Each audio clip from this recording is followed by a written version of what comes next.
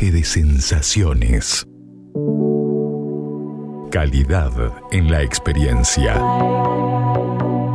Es momento de sentir el mundo del vino y otros placeres. Esto es Tope de Gama, con los periodistas especializados y sommeliers Carolina Pavichevich y Alejandro Abraham. Tope de Gama por Aries.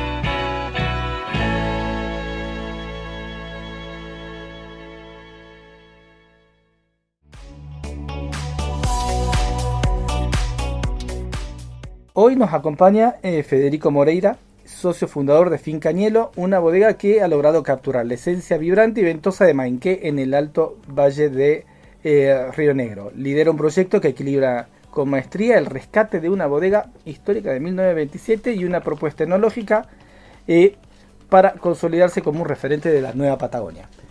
¿Cómo estás, Federico? Hola, ¿cómo les va? ¿Cómo están todos ustedes? Un saludo grande. Bueno, primero que nada lo que yo tengo que empezar es con Mainqué, ¿no? ¿Qué es lo que los enamoró de Mainqué? Porque es un terroir bastante importante dentro de lo que es la Patagonia, sobre todo Río Negro, ¿no? ¿Qué es lo que les llama la atención o qué es lo que tiene eso tan atractivo Mainqué? Bueno, Mainqué realmente tiene una preponderancia en la vitivinicultura argentina de hace muchos años. Hay muchos libros de la década del 80 que ya hablan de Mainqué como el lugar predilecto para la vitivinicultura en Río Negro.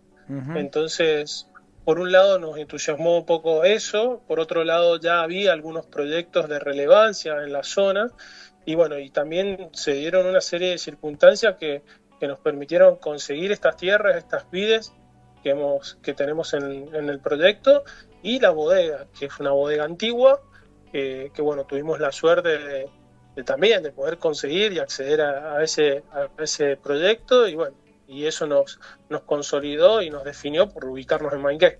Uh-huh. Y tomando este concepto de los suelos, ¿de qué manera específica influye estos tipos de suelos en la personalidad de los vinos, especialmente de los que ustedes hacen? Mirá, nosotros tenemos dos fincas. Una finca es más o menos de unas 50 hectáreas, que es una isla, porque básicamente de un costado de la finca pasa el Río Negro y sale un brazo que contornea el otro costado de la finca. Y bueno, esos suelos son como muy heterogéneos, hay de todo un poco, arena, grava, piedra, y después tenemos a 5 kilómetros de ahí, donde está instalada la bodega, otra finca con 20 hectáreas plantadas, donde el suelo es totalmente diferente, es un suelo con más retención, un suelo un poco más pesado, donde se dan muy bien los Pinot Noir, los Trousseau, el Trousseau que tenemos se da muy bien, y bueno, realmente dan características mucho más profundas, en los vinos son como un poco más profundos, y la verdad que los taninos que tienen los vinos son mucho más agradables.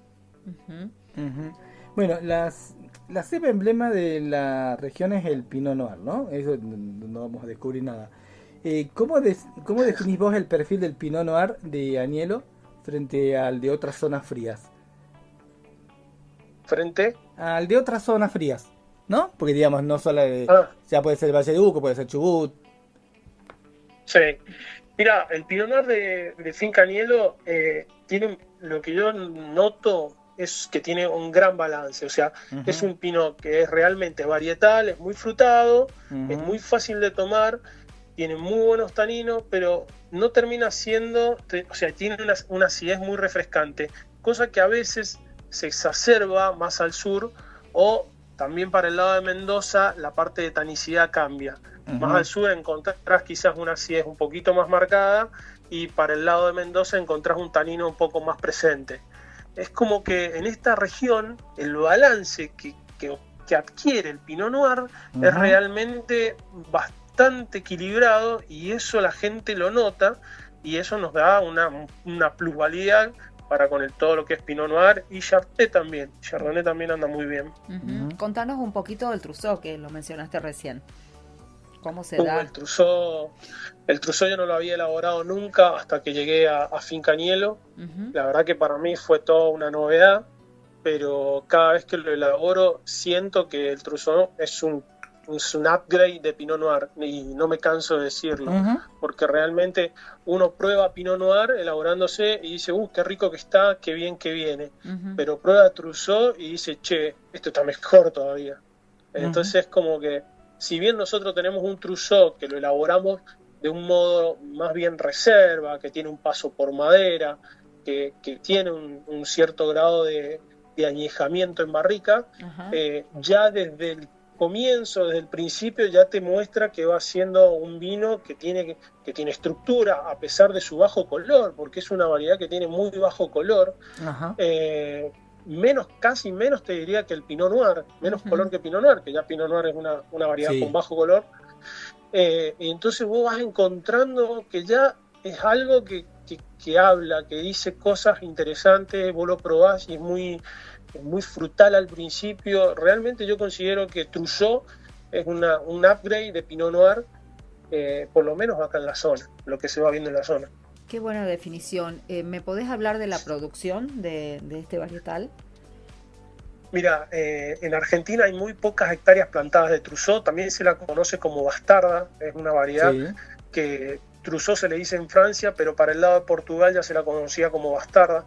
En Argentina está asentada como bastarda, pero bueno, la verdad que muy pocas hectáreas, como te decía. Nosotros tenemos casi 1 hectárea plantada, es una producción más o menos de unos 5.000 litros año, no mucho más que eso, y la verdad que está sobre un suelo pesado, un suelo más bien franco arenoso, con algo de arcilla, entonces eso le da una profundidad al vino que yo encuentro que realmente destaca, así que bueno, es uno de los vinos emblema de la casa, y bueno, siempre estamos muy contentos porque tenemos muy buenos recibimientos con ese vino en todos lados.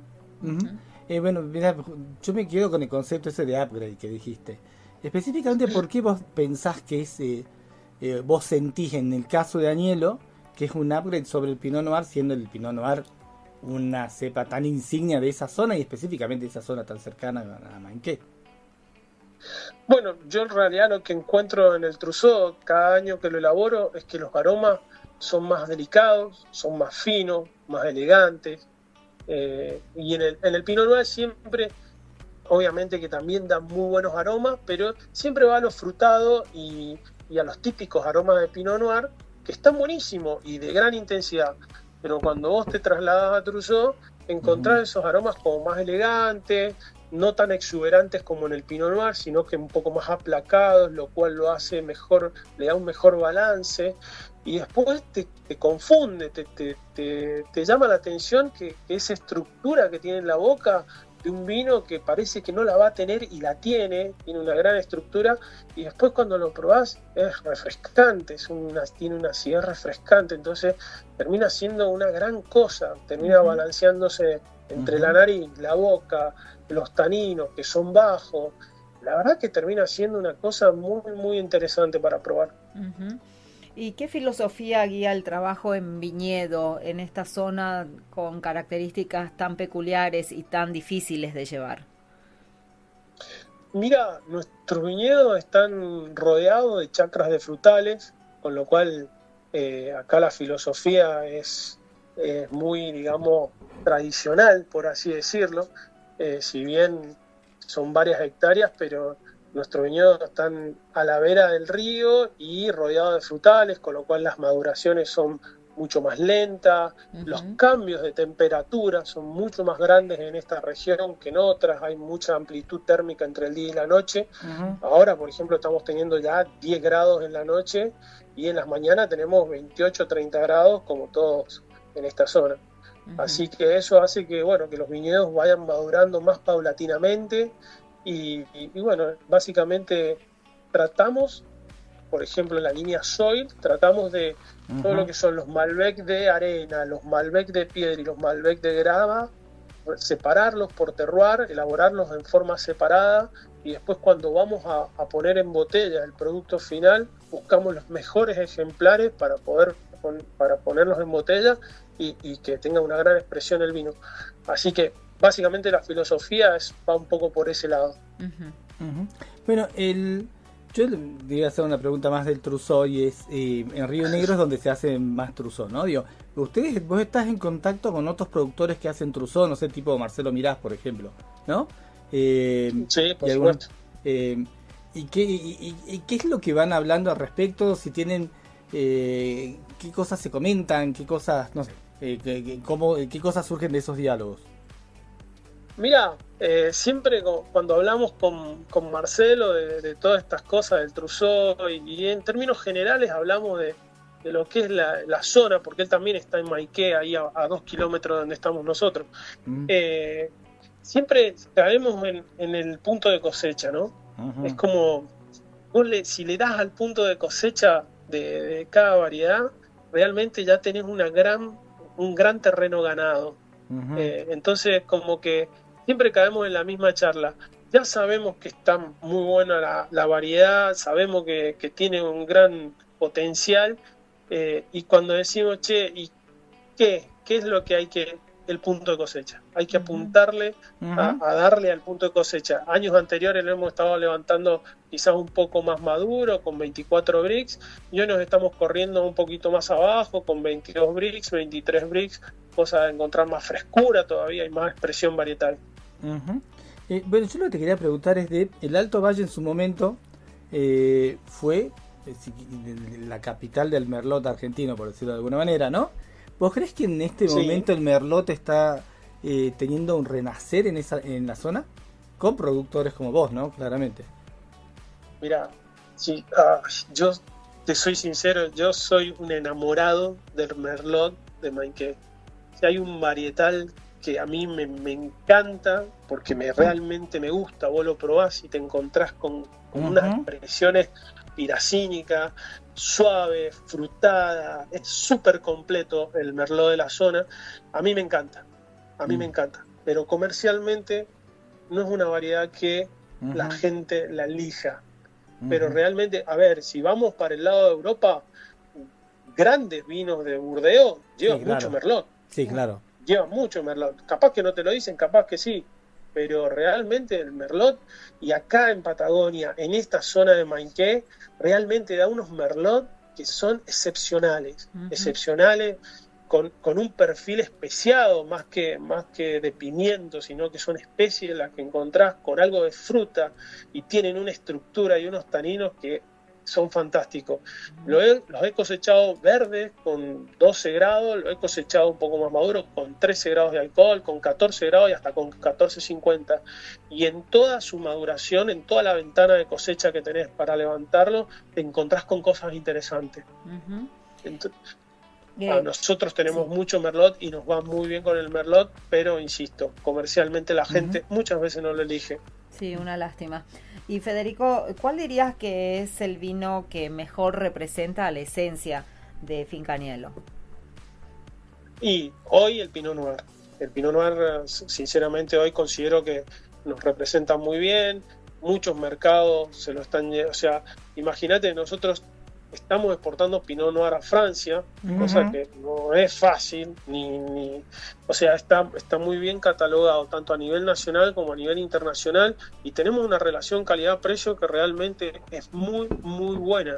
Entonces yo creo que hoy el varietal insignia es el Pinot Noir, por varias razones. Por varias razones es el varietal insignia de la bodega. Bien. Bueno, con el tema de estás hablando justamente de la exportación, ¿no? ¿Vos qué varietales exportás y hacia dónde?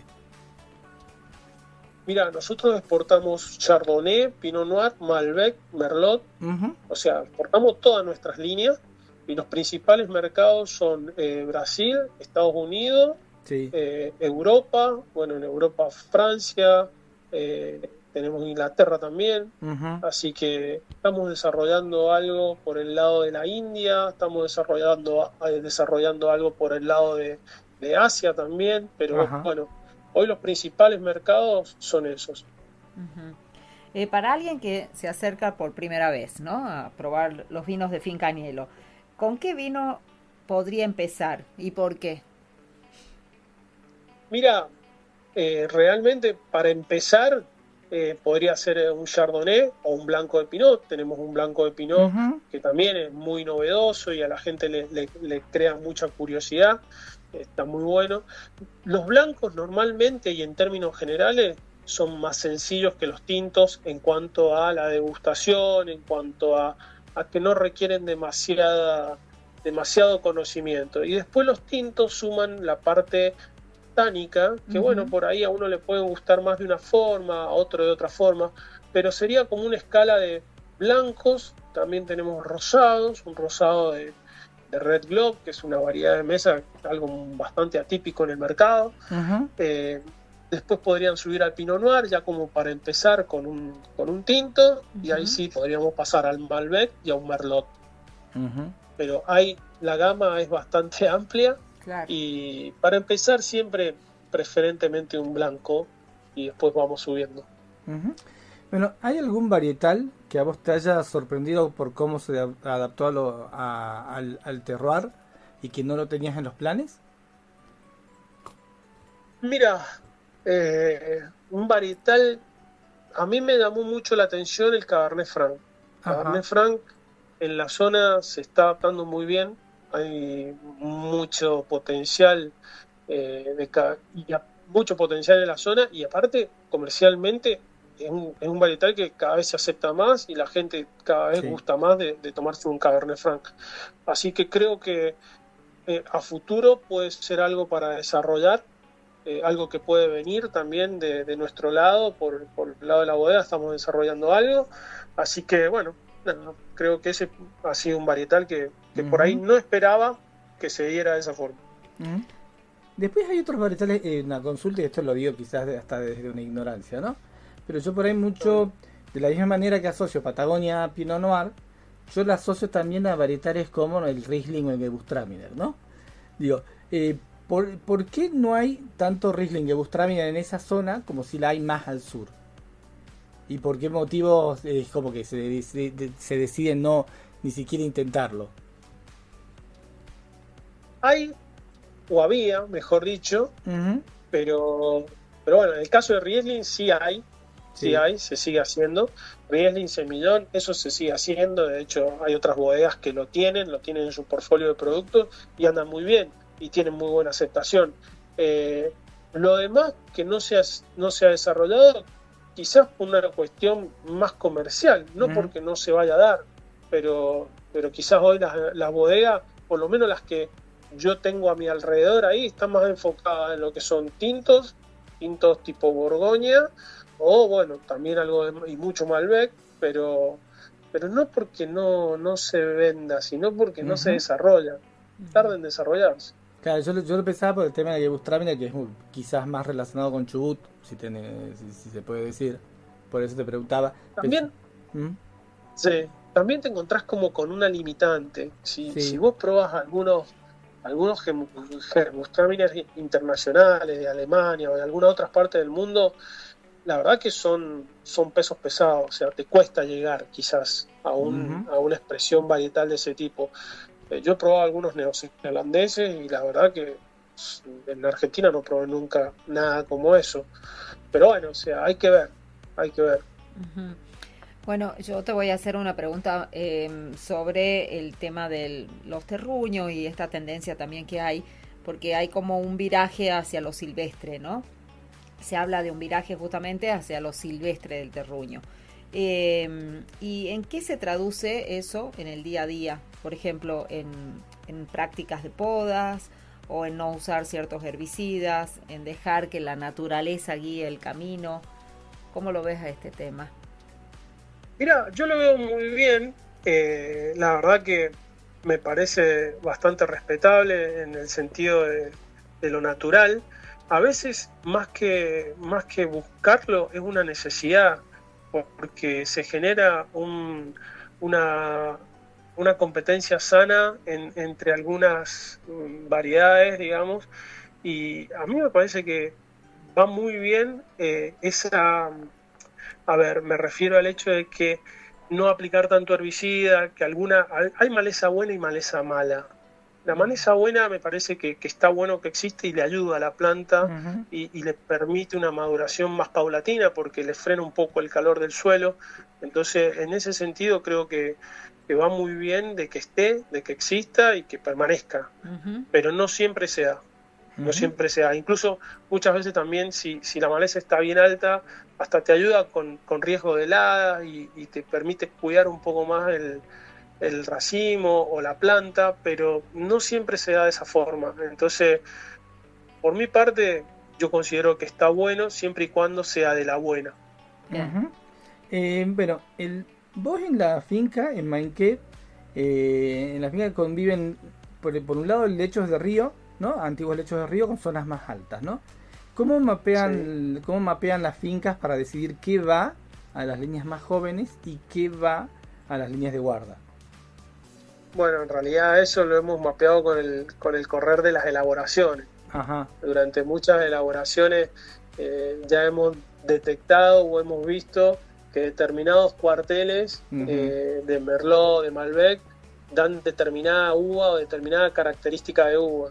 Entonces ya como que lo tenemos un poquito más segmentado y muchas veces también ajustamos el rendimiento de la planta. Si queremos que vaya para una planta con un poco más de concentración, bueno, se harán algunos raleos de racimo y si queremos Ujú. una parte más productiva, se deja que la planta de kilo y bueno, mucho también por el tema del riego y con desniveles, por ahí Ujú. los riegos cambian y eso hace que determinados cuarteles tengan características que no tienen otros cuarteles. Y en base a las elaboraciones que hemos hecho durante tantos años, bueno, hemos llegado a determinar qué cosas dan para calidad A, para calidad B o para calidad C. Ujú. Bueno, yo te voy a hacer una pregunta más general ahora. ¿Cómo ves el futuro de la Patagonia como región vitivinícola? O sea, ¿qué papel quiere jugar Finca Agnello en este futuro? Mira, la verdad que yo veo mucho futuro en la Patagonia. De hecho, hay varios emprendimientos nuevos. No son grandes, o no tan grandes como Bodega Agnello, pero sí hay emprendimientos, gente que invierte y que quiere estar en la vitivinicultura de Río Negro. Y es más, hay muchas bodegas importantes de Mendoza que también ponen un pie acá en la Patagonia, incluso más al sur. Ajá.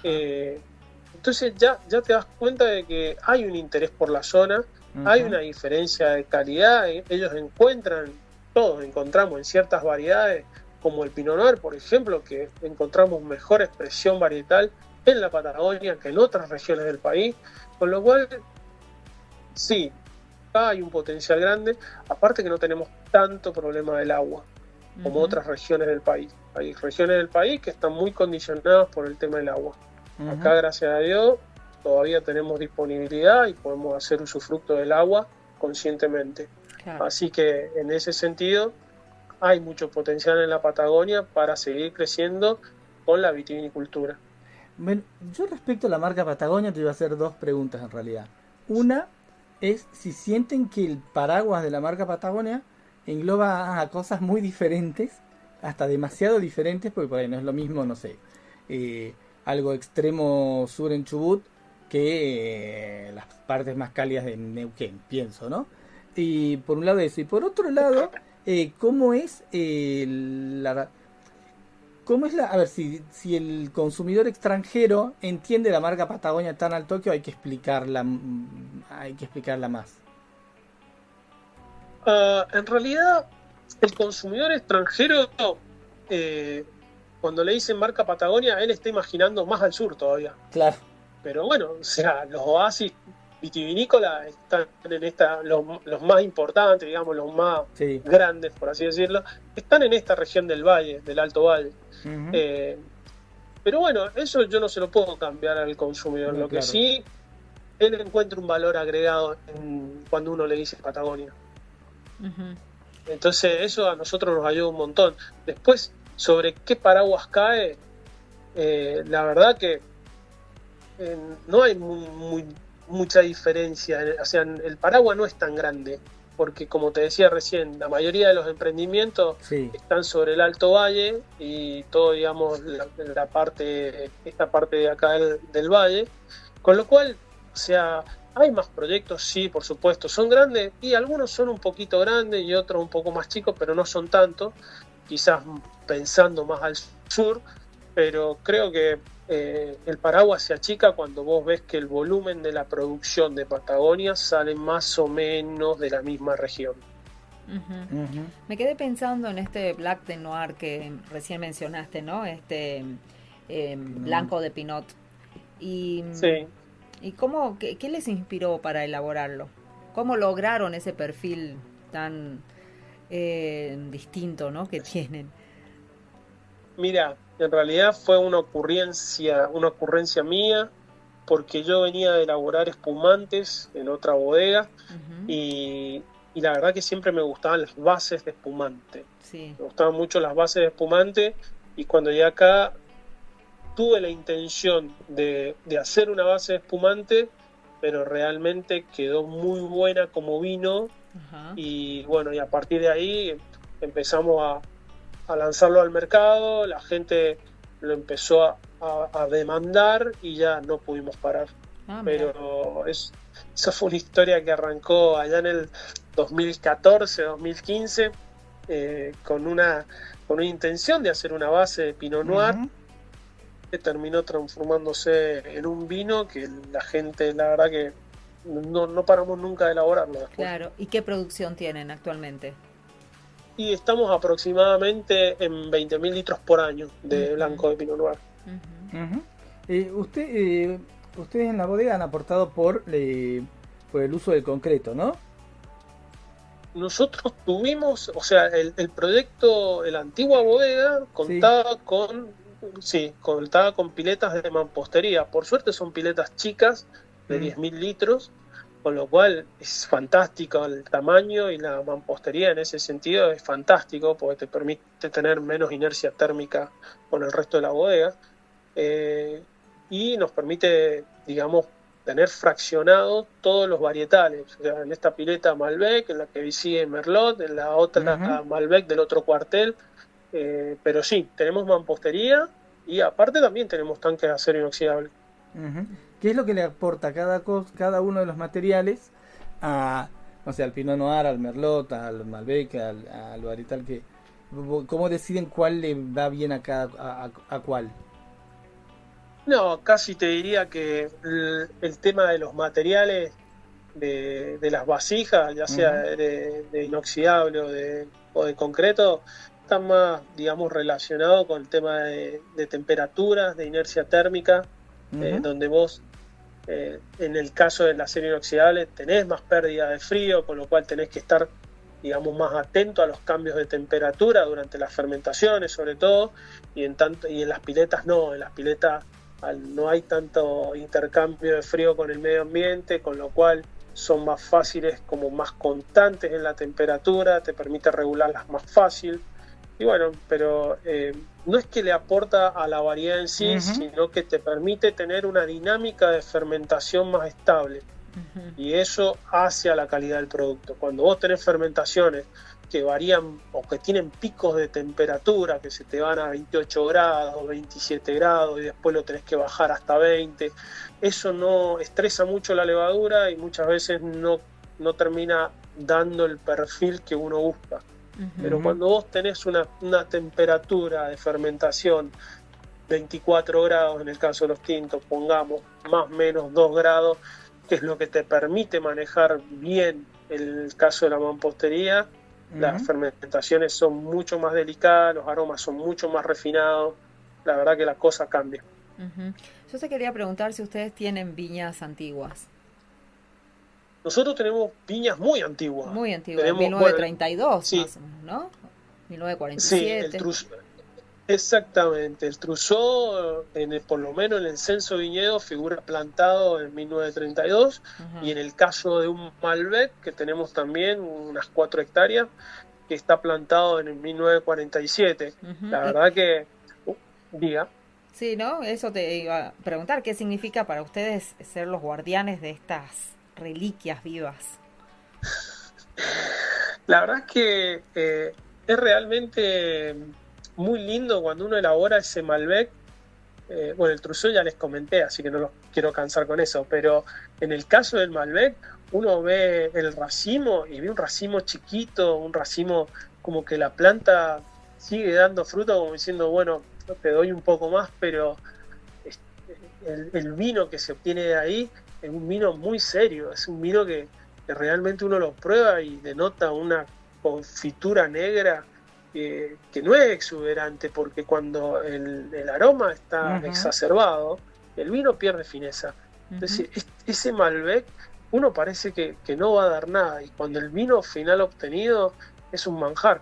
Así que la verdad que para nosotros es todo un compromiso, sobre todo para mí, elaborarlo bien, hacerle honor a todos esos años que lleva la planta ahí y que bueno, y que llegue al consumidor de la mejor forma. De hecho, ahora en breve estamos queriendo lanzar Malbec 1947, que es para que la gente pruebe lo que es un vino de una viña de tantos años.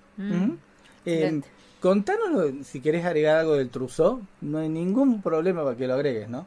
Porque nos parece súper interesante y no tenemos en la historia del programa tantos detalles de este varietal. Del Trousseau, excepto a Marcelo Mirás, que nos contó del Trousseau. Claro. Todo lo que quieras agregar del Trousseau será bienvenido.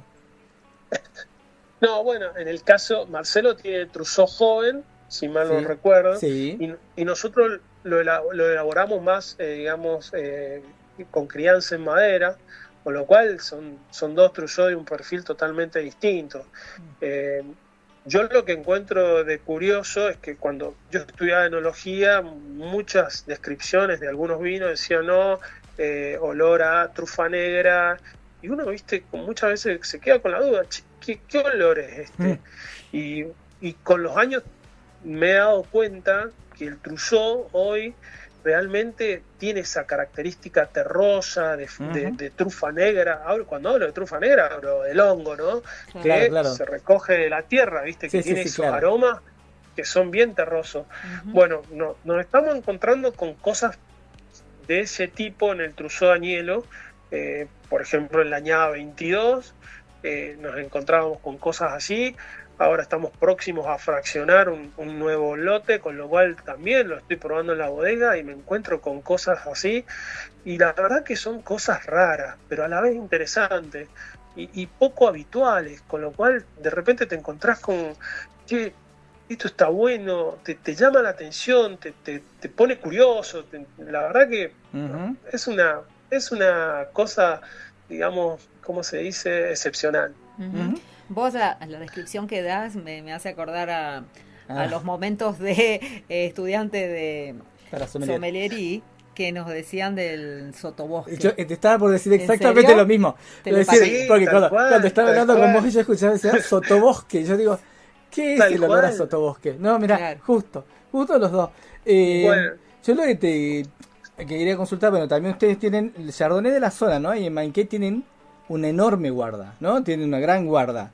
Ustedes, digamos, con el Chardonnay, ¿cómo lo trabajan? ¿Están trabajando también, digamos, en algunas cosas, digamos, por decir, no sé, con lías o, no sé, una crianza biológica, no sé, algo con para darles otras complejidades o es el Chardonnay lo más puro posible? Mira, nosotros tenemos un Chardonnay que, por definición, lo inventamos varietal. Es un Chardonnay varietal, pero yo lo que hago todos los años es cuando hago la clarificación previa, lo trato de fragmentarlo en 3 o 4 tanques. Y cada tanque fermenta con una levadura diferente. Hay levadura indígena, hay levadura seleccionada, hay levaduras de tinto fermentando en blanco y de rosado fermentando en blanco. Y después también juego un poco con algo de madera. Me gusta a veces usar un roble francés sin tostar, o a veces me gusta usar un roble americano con determinada característica.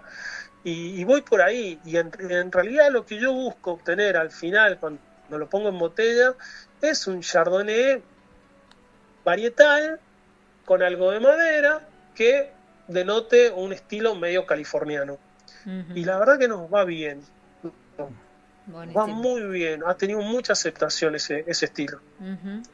Bueno, en cuanto a los suelos, volviendo a ese tema, ¿cómo hacen o cómo manejan esa complejidad en la bodega?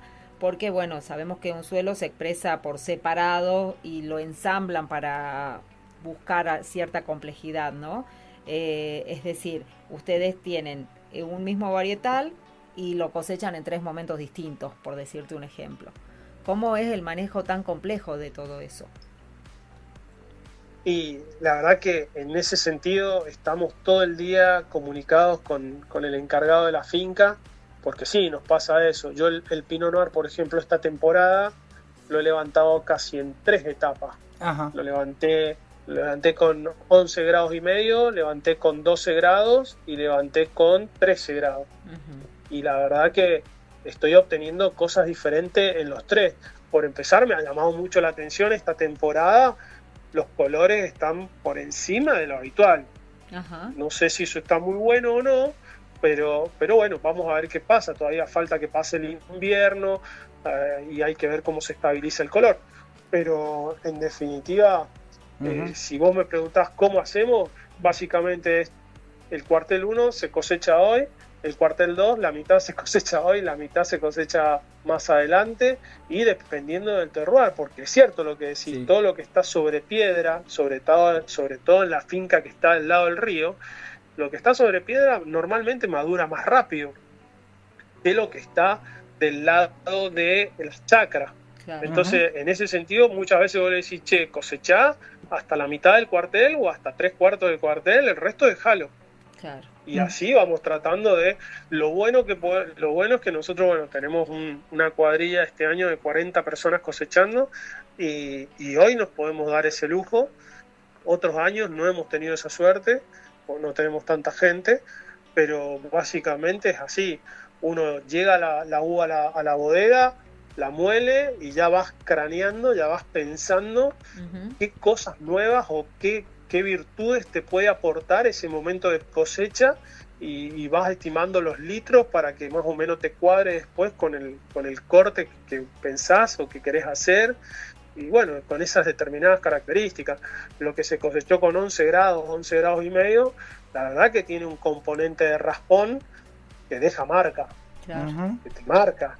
Entonces, bueno, se ocupará una parte y lo que viene más maduro tiene como una parte más mermelada, bueno, se ocupará más otra parte. Uh-huh. Pero básicamente los puntos de cosecha se van definiendo día a día así. Estamos todo el día hablando con el encargado de la finca y probando la uva y viendo qué es lo que conviene hacer y con qué variedades. Eso te iba a preguntar justamente, porque en una zona dominada por el frío, ¿no? ¿Cómo hacen para evitar debe hacer un límite muy pequeño entre que quede verde y entre que quede sobremaduro, ¿no? Mira, es así como vos decís, básicamente la ventana son 15 días, claro. Esa es la ventana, y tenés que estar atento y tenés que tener un cierto expertise, porque en definitiva cuando sos nuevo muchas veces o no conocés la finca bien al detalle, bueno, corres con desventaja. Así es. Pero ya a esta altura, por lo menos en mi caso, yo ya sé qué cuarteles históricamente han salido primero y en qué fecha. Entonces, sí. Medio como que yo me le adelanto al encargado de la finca y siempre le estoy diciendo, ojo con este cuartel, hay que muestrearlo, hay que sacarle, hay que tomarle el grado, hay que traerlo para analizarlo. Entonces yo estoy como marcando el rumbo de cada cosa porque ya llevo muchos años con esto. Uh-huh. Y bueno, y eso nos permite tener un gap como para organizarnos también, porque uno no puede salir corriendo a decir a la gente, 40 personas, 50 personas, che, vamos de acá para allá. Claro. O sea, eso no puede pasar, tiene que estar todo más o menos organizado. Uh-huh. Pero está buenísimo porque ese cambio en el punto de cosecha te permite obtener cosas diferentes que en la botella final obtenida uno está aportando características diferentes y eso la gente lo nota. Parece mentira, pero la gente lo encuentra. Uh-huh. Uh-huh. Nosotros profundizamos bien en este tema porque cada vez que hablamos con un productor patagónico sabemos cuántas dificultades pasan a lo largo de toda la producción. Entonces nos interesa que lo puntualicen, para que la gente tome conciencia del grado de complejidad y de lo difícil que es hacer un vino allí. Bueno, yo sigo indagando sobre, en este caso, la flora, porque tienen mucha flora autóctona en la Patagonia. ¿Cómo incide en la personalidad de los vinos? ¿Qué crees vos que aportan en el carácter final?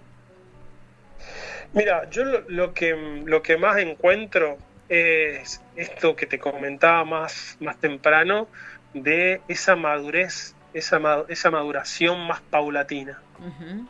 Yo, el hecho de tener tanta flora autóctona y estar rodeados de chacras y digamos que el valle, el aire es un poco más fresco, sí. En términos generales, yo lo que encuentro es eso, o sea, son en otras bodegas en las que he trabajado, por ejemplo, algunas variedades se les ponía media sombra porque el sol era tan fuerte que terminaba quemando la uva, entonces vos tenés que lograr de que la uva madure despacio y que no se venga tan rápido la maduración. Uh-huh. Y yo lo que estoy encontrando, lo que siempre he encontrado en Bodega Agnello en estos años elaborando, es eso, o sea, el hecho de no estar en un pleno desierto, de ser parte y de integrar el valle, con todas estas chacras de manzanas y de pera que nos rodean. Uh-huh. Yo lo que encuentro es el aporte de esa frescura, esa amplitud térmica que hablábamos más temprano, y en los vinos eso ayuda muchísimo. La maduración en los vinos es todo, es todo. Cuando vos tenés vino realmente con una uva bien madura, te quedan redondos. Los vinos ya apenas terminados de fermentar, uno se da cuenta que el vino ya está redondo, y eso es muy bueno. Es muy bueno. El año pasado fue una gran cosecha. La 2025 fue una cosecha en cuanto a madurez polifenólica excepcional. Los colores que tenemos los Malbec del año pasado, igual que los Merlot, que muchas veces cuesta sacar más color, tenemos unos colores excepcionales. Y vos probás los vinos y tienen unos taninos redondos. Y vos decís, qué buen momento de maduración que tuvimos el año pasado. Y tiene que ver con las temperaturas, tiene que ver con el viento, tiene que ver con todo. Y con esto de la flora también. Uh-huh. Así que este año ha sido un poco distinto, ha madurado mucho más lento que el año pasado, pero viene muy bien también. Tenemos muy buenos colores. Yo lo que te quiero preguntar es dos cositas, así como para ir terminando. Una es, ¿qué secretos guardan las plantas antiguas de la Patagonia? ¿No? Porque vos me imagino que elaboraste en muchos otros lugares. ¿Y qué son las cosas que vos viste en estos viñedos antiguos de la Patagonia que nunca viste antes, ¿no? Que te dieron? Y lo otro, que nos cuentes de las dos líneas de las líneas de vino y la historia detrás de los nombres, porque también hay una historia muy bonita detrás de los nombres.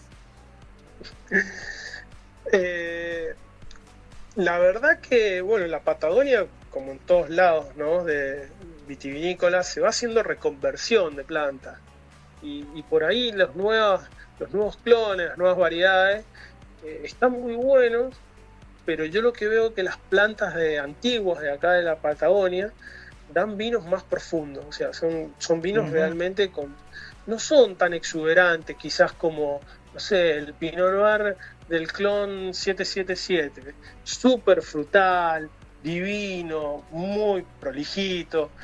Ahora, Pinot, una planta vieja, donde no tenés tanta exuberancia, para mí, paga más. Para mí. Uh-huh. Lo mismo me pasa con el Malbec del 47, donde es un vino que no está gritando el vino, soy frutado, no, está tranquilo, con la nariz justa, con el tanino maduro justo, cambia. Yo lo que encuentro en las antiguas plantas de la Patagonia son vinos más profundos. Y así que bueno, un poco va por ahí. Con respecto a las marcas, nosotros tenemos la línea Entry Level, que es Agnello 006, y nuestra línea reserva es la línea Agnello Soil. Bueno, en realidad en la línea 006 se le puso 006 porque es el número de catastro que tiene la finca del río, y de donde se obtiene esa uva básicamente. Y si vos ves la etiqueta, primero que es una etiqueta, llama la atención porque no hay muchas etiquetas con marca que sean números. Y segundo, si le prestás atención al número, hay como una sirena, hay como ostras, hay como cierta vinculación con el río, justamente porque es una isla, está en el medio de una isla la finca.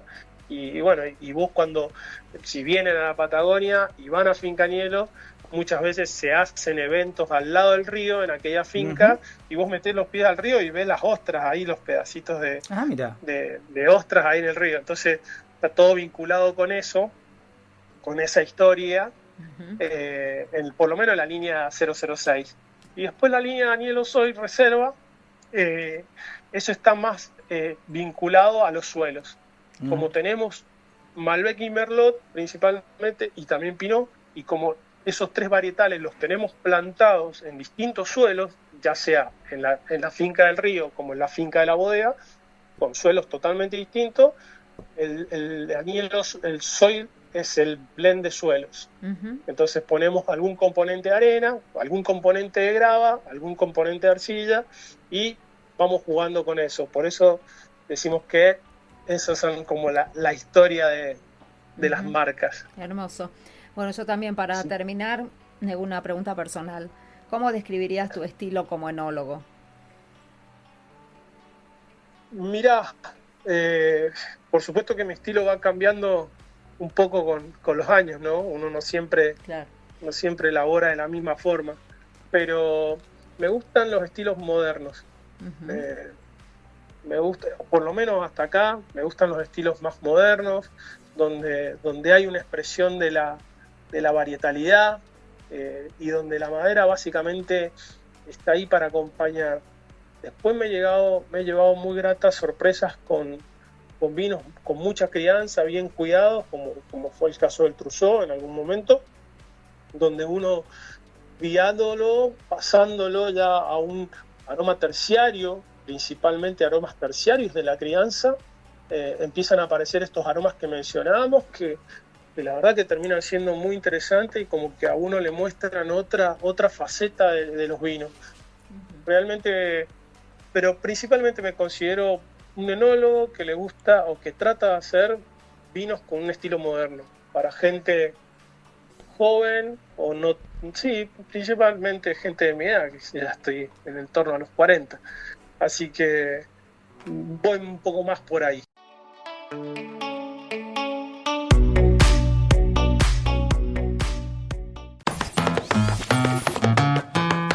¿Querés encontrar los mejores vinos de Salta a precio de bodega? Cafayate Wines. ¿Querés quesos y fiambres artesanales? Cafayate Wines. ¿Querés hacer envíos a cualquier parte del país? Cafayate Wines.